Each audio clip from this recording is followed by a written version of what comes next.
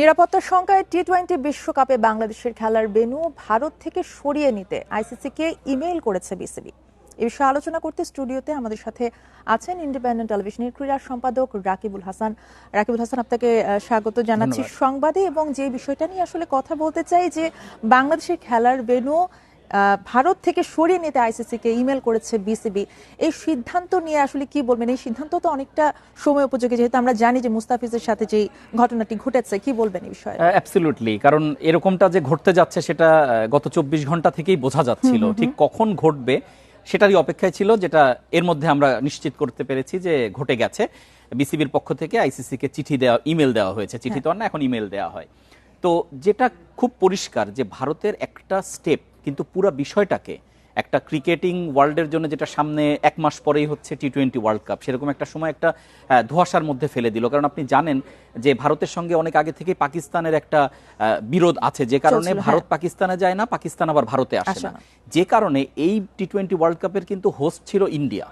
শুধুমাত্র পাকিস্তানের সেই কারণে এটা আবার শ্রীলঙ্কায় কিছু ম্যাচ নেওয়া হলো। এখন বাংলাদেশের যেটা দাবি এই মুহূর্তে, যে যেহেতু মুস্তাফিজের নিরাপত্তা শঙ্কায় তাকেই আইপিএল খেলতে দেওয়া হচ্ছে না, একজন ব্যক্তিকে নিয়ে যদি এই অবস্থা হয় তাহলে পুরো দলকে কিভাবে সামলানো হবে? তাহলে তো যে ভয়টা করা হচ্ছে মুস্তাফিজের বেলায়, সেই ভয়টা তো বাংলাদেশ দল আক্রান্ত হতে পারে যদি আপনি নিরাপত্তা শঙ্কাই বলেন।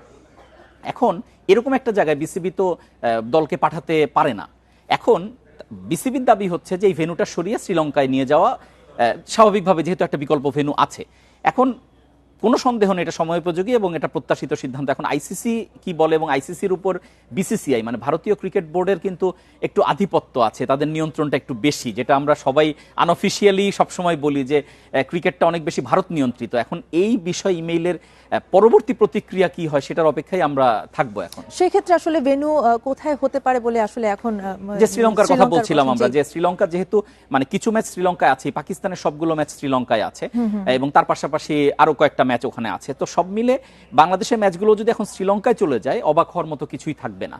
কারণ দুই দেশের যে সাম্প্রতিক সম্পর্ক, সেই সম্পর্কের রেশটা এই দিকে চলে যাবে, এটা মানে আমরা কেউই এক্সপেক্ট করিনি। এবং মুস্তাফিজের ঘটনাটা গতকাল যখন প্রকাশ পেল, তখন কিন্তু এটা একদম মানে বজ্রপাতের মতো একটা বিষয় ছিল, যে কেউ এটা ধারণাও করেনি যে এরকম একটা বিষয় বিসিসিআই করবে। তারা কেকেআর মানে কলকাতা নাইট রাইডার্সকে একটা নির্দেশনা পাঠিয়েছে যে তাকে যাতে রিমুভ করা হয়। এবং এটা এক ধরনের অপমান বা লজ্জাজনকও আমরা বলতে পারি, যে কোনো একটা প্লেয়ার যাকে এত ভ্যালু দিয়ে নেওয়া হলো, 9 কোটির উপর তার এবার ভ্যালু ছিল, এবং সেরকম একটা খেলোয়াড়কে অল অফ এ সাডেন বলা হলো যে না, তাকে রিমুভ করে দাও। তো এটা একটা বাংলাদেশের জন্যও একটা ধাক্কা। এবং বাংলাদেশ যেহেতু যেভাবে রিপ্লাইটা করেছে, এই রিপ্লাইটাই আসলে যথোপযোগী রিপ্লাই। কারণ এখানে ছাড় দেওয়ার কোনো সুযোগ নেই। বরং আমি বলবো এই ইমেলের পরে পাল্টা ইমেল যেটাই আসুক, বাংলাদেশের উচিত হবে তার অবস্থানে অটল থাকা। যেহেতু এরকম একটা শঙ্কা আছে, ফলে ভারতে খেলার আমি কোনো যুক্তি দেখি না, কারণ শ্রীলঙ্কা তো আছেই, শ্রীলঙ্কা তো একটা বিকল্প ভেন্যু আছেই। ফলে এই জায়গাটায় বাংলাদেশের স্টিক করা উচিত। কিন্তু এরকম একটা ঘটনা ঘটে যাওয়ার পরে আসলে পরবর্তীতে আসলে এটা কি একটা দ্বন্দ্বের মতো তৈরি হবে, বা কি হতে পারে আসলে বাংলাদেশ ভারত সম্পর্কে? দেখেন, বাংলাদেশ ভারত সম্পর্কে দ্বন্দ্ব তো চলছে অনেক দিন ধরেই, এটা তো আমাদের নতুন করে কিছু বলার কিছু নেই, কারণ আমরা গত বছর ধরেই দেখতে পাচ্ছি। একটা বিষয় সবসময় বলা হয় যে খেলাধুলাকে রাজনীতির বাইরে রাখা হোক, এরকম একটা কথা সবসময় বলা হয়, যে কথাটা আমরা খুব বেশি শুনি ভারত পাকিস্তানের বেলায়, যেহেতু তারা সারাক্ষণই সম্পর্কের একটা দ্বন্দ্বের মধ্যে থাকে। তো সেখানে এখন বাংলাদেশের নামও যোগ হয়ে গেল।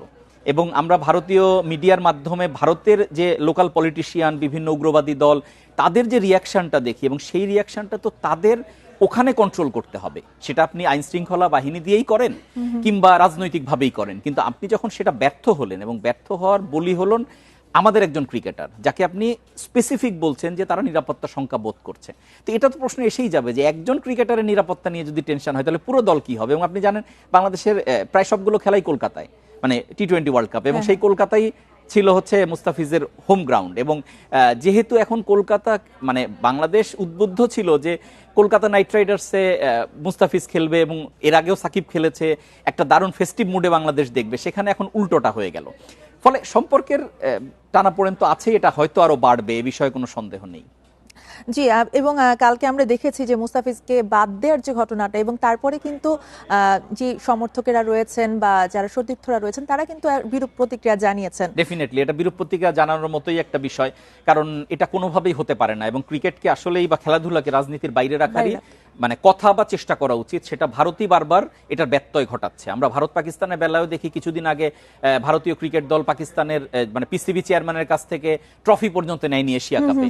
সো এই বিষয় হাত মেলায়নি, দুই দেশ হাত মেলায়নি।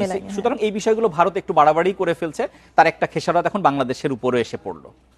জি, রাকিবুল হাসান, আপনাকে অসংখ্য ধন্যবাদ আমাদের সাথে যুক্ত হবার জন্য।